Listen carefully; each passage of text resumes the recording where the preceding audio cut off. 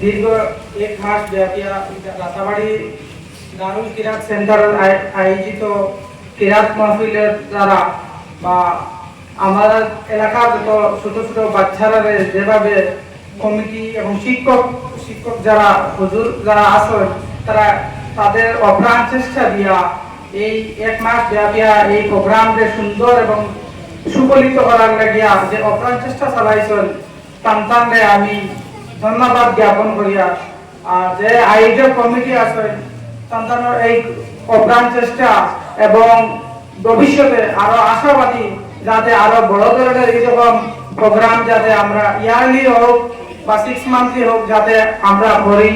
বিশেষ কারণে ওটা লাগিয়া যে বর্তমানে আমাদের মানে পলিটিক্যালি কোনো ব্যাঘাতের কারণে আমরা আমাদের যে মাদ্রাসার যে শৈক্ষিক পরিবেশ সেটা পুরা বিনষ্ট হয়ে গেছে।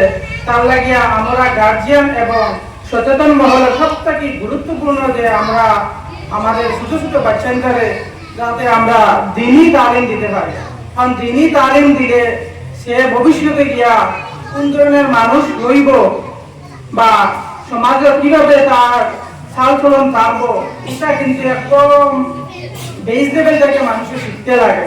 আর এটা শিক্ষা কিন্তু একমাত্র স্কুল কলেজে অত বেশি গুরুত্ব দেওয়া হয় না এই ক্যারেক্টারের উপরে বা এই রকমের বা ইয়ার উপরে, কিন্তু এগুলা শিক্ষা কিন্তু মাদ্রাসা শিক্ষা দেওয়া হয়।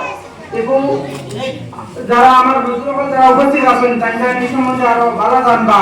আমি আপনার একদম মামুলি আমার নলেজ তাহাতে হইয়া যে আমরা গার্জিয়ানরা খুব বেশি গুরুত্ব দিতে লাগে বর্তমান সমাজও। আর আরেকটা সময় কম দুই একটা জিনিস গার্জিয়ান প্লাস স্টুডেন্টও লাগে আমি সম্বোধন করিয়া বলবো। আমরা যে পড়াশোনা করি, পড়াশোনার আমরা সব থেকে বড় ডিস্ট্রাকশন আমার স্পিকার ভাই হয়েছে মোবাইল ফোন। তো ওই মোবাইল ফোনের সম্বন্ধে টাইম হয়ে গেছে এটা আমরা সারা ধ্যান রাখতাম। আর আরেকটা ইম্পর্টেন্ট জিনিস হলো গিয়ে আমরা যখন পড়ি আমরা রেট্রোগ্রেডলি পড়িতাম। হাদিস সাহেবকে বহুত সময় রেট্রোগ্রেডলি হিপস করেন যাতে মনে রইত। এইভাবে আমরা রেট্রোগ্রেডলি যদি কোনো জিনিস পড়ি যে আমরা তাড়াতাড়ি ভুলতাম না। মানুষ স্টুডেন্ট সবাই পড়াশোনা করে ভুলে যায়, কিন্তু রেট্রোগ্রেডলি যদি কোনো একটা জিনিস আমরা করি রেট্রোগ্রেড মানে হইলে যে আমরা উল্টা সাইড থেকে যাইতাম। যদি উল্টা সাইড থেকে যাই যে আমরা পড়া ভালো করে মনে রইব। আর যদি পড়া মনে রইব আর ও পড়ারে আমরা দৈনন্দিন জীবনও কিলা হামো লাগাইতাম, এটা যদি আমরা শিখিলাই অদূর ভবিষ্যতে আমরা বহুত উপরে হাই দরজা যাইতে পারবো। আর এটার লাগে আমরা অপ্রাণ চেষ্টা রাখবো, শিক্ষক সমাজও লাগবো, প্লাস আমরা স্টুডেন্ট সমাজেরও দরকার আছে এইগুলা। আর স্টুডেন্টরা যাতে তার মনোযোগ দৃষ্টি আকর্ষণ পড়ার মধ্যে করে না অন্য কোনো দিকে খেলাধুলা করতো।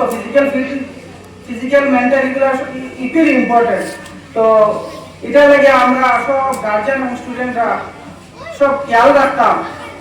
আর ভবিষ্যতে যাতে আমরা পড়াশোনারে আমরা একদম যারা আমরা খেলাধুলাতে ইন্টারেস্ট দিই, আমরা খেলাধুলার এমনভাবে মন যায় যেভাবে ডাকলেও আমরা উঠিয়া কই না পারতাম না এখন আইতাম না, ওভাবে আমরা ওরকম আমরা মনোযোগ থাকতো যাতে আমরা পড়িতাম। আর পড়িয়া আমরা আজকে যদি আমরা পড়ি কালকে আমরা দেশের একজন সুনাগরিক এবং দেশ চালনার আমরা সব থেকে ইম্পর্টেন্ট এখন বর্তমান সমাজে আমরা সব থেকে ইম্পর্টেন্ট হয়েছি যে আমরা লিডার নাই, চাহে পলিটিক্যালি হোক, চাহে এডুকেশনের দিকে হোক, চাহে বিজনেস ফিল্ডে হোক, আমরা খুব এখন পিছনে আছি। এটা লাগিয়া এখন যারা আছে তারা যদি আমরা মেহনত করি অদূর ভবিষ্যতে তারা একদিন সাইন করবো, তারা একদিন দেশ গড়িয়ে তুলবো।